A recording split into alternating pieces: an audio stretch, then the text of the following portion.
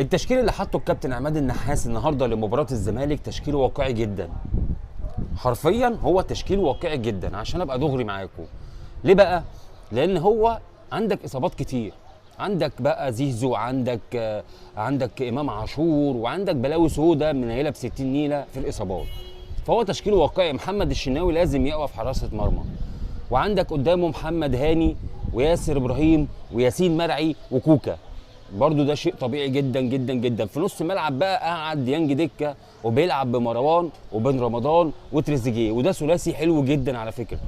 وانا نفسي اشوف النهارده تريزيجيه في نص الملعب في مباراه الزمالك النهارده، وبيلعب في الهجوم بشريف، وعلى يمينه طاهر، وعلى شماله بن شرقي، او على شماله طاهر وعلى يمينه بن شرقي.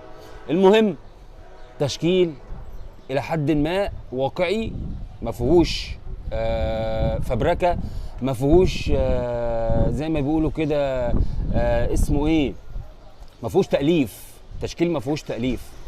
فان شاء الله النهارده اتمنى الفوز للنادي الاهلي، نلعب برجوله، بص ايديكم، نلعب برجوله برجوله. 11 راجل بيلعبوا في الملعب بروح الفانيلا الحمراء، والله العظيم نكسب بسكور. والله العظيم 11 راجل بيلعبوا بروح الفانيلا الحمراء، اقسم لكم بالله نكسب وبسكور. اتمنى الفوز للنادي الاهلي اليوم ان شاء الله باذنك يا رب 2-0 باذن الله.